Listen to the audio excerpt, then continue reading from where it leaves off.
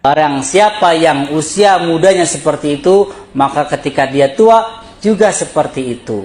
Kalau mudanya suka marah-marah, kalau mudanya temperamental, kalau mudanya emosional dan tidak bisa mengendalikan diri, maka tuanya juga seperti itu. Terbukti ketika Pak Prabowo kemarin dalam suatu forum dengan Kiai Kampung, tertulis di situ Mujadalah Kiai Kampung, Pak Prabowo melakukan beberapa kali blunder. Yang pertama, Pak Prabowo menolak pendapat Kiai yang tidak mau menerima program makan siangnya. Kata Pak Prabowo bilang, kalau tidak mau, ya sudah, banyak yang sudah mau.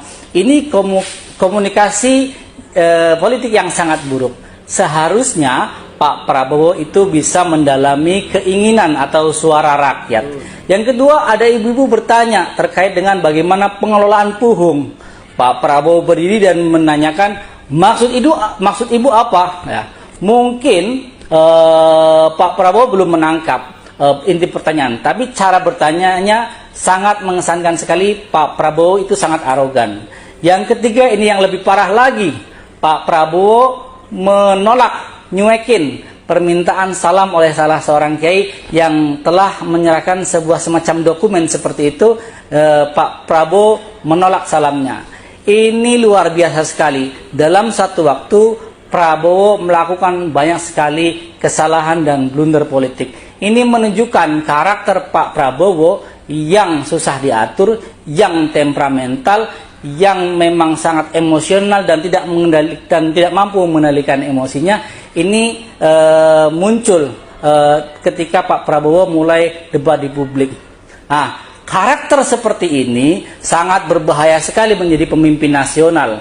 Maka pilihlah pemimpin yang mampu berkomunikasi dengan baik dengan rakyatnya. Karena inti dari pemimpin itu mengarahkan rakyat kepada tujuan-tujuan yang diinginkan di masa mendatang, agar Indonesia menjadi Indonesia yang unggul dan Indonesia. Kalau Mas Gibran kemudahan, Bang. Ini saya belak-belakan kemudahan. Apa nggak ada yang lain? Coba wakilnya tuh Pak Mat Hamzah aja. Jangan Mas Gibran. Ini betul, Bang. Seakan-akan Indonesia ini kurang orang. Gitu. Justru menurut saya kalau anak muda tiba-tiba nyalon wakil presiden mentang-mentang bapaknya presiden, itu nggak ngajarin bener buat anak muda yang lain. Berarti anak muda yang lain ngomong apa? Nggak usah kerja keras sekarang. Yang penting kita punya dekeng jadi. Itu kan cara lama. Nasib katrolan. Mentang-mentang punya dekeng dia bisa jadi apapun. Nggak boleh yang kayak gitu. Kita harus bangkit dengan kaki sendiri.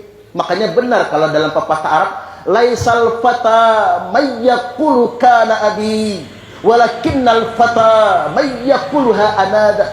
Bukanlah anak muda itu yang berkata bapakku, bapakku. Bukan bergantung kepada nasib katrolan.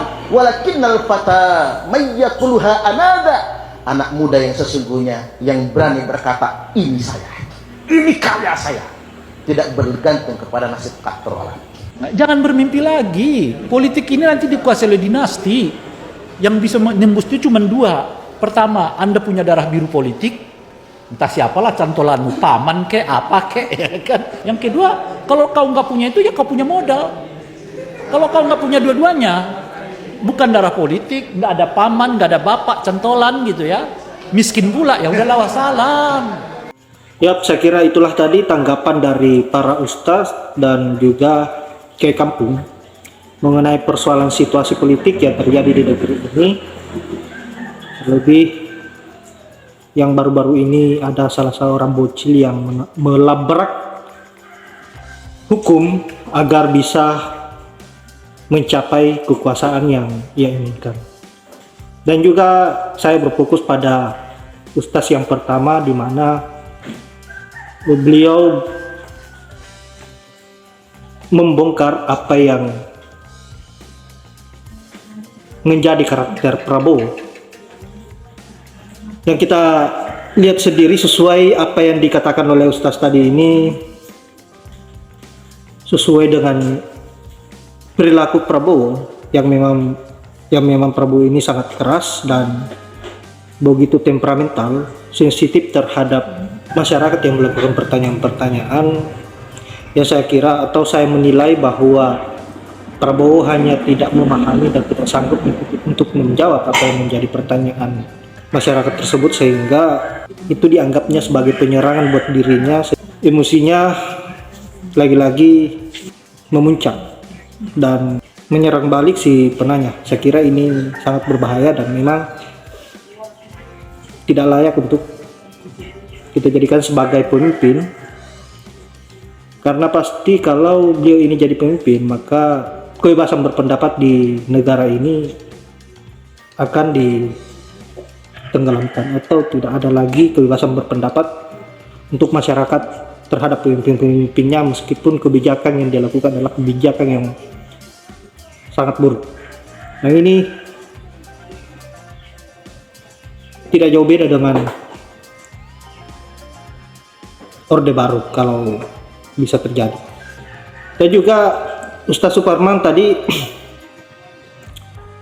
mengemukakan juga bahwa sangat berbahaya untuk saat ini karena tidak lagi membutuhkan kualitas dari seorang pemimpin, melainkan kita hanya membutuhkan orang dalam atau bisa memanfaatkan orang-orang terdekatnya kita agar bisa ikut menjadi bagian dari pemerintahan atau dunia politik. Kalau hanya mengandalkan sebuah gagasan atau kecerdasan kita sendiri, maka itu sangat mustahil, karena lagi-lagi saat ini Indonesia dibayang-bayangi dengan politik dinasti seperti yang sudah diterapkan oleh Pak Jokowi saat ini, dengan menjadikan anggota keluarganya dan bahkan anaknya saat ini dijadikan sebagai cawapres dengan cara yang sangat tidak etis, merusak konstitusi, meruntuhkan nilai-nilai demokrasi. Saya kira hanya itu. Semoga sahabat-sahabat dapat hikmah dari video yang saya up dan bisa memahami apa yang disampaikan ustaz-ustaz tadi dan juga kiai kampung.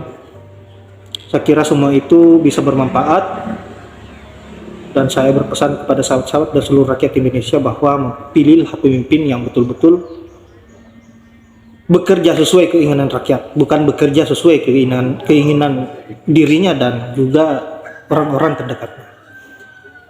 Saya akhiri dengan ucapan wallahul muwaffiq ila aqwamit thoriq. Assalamualaikum warahmatullahi wabarakatuh.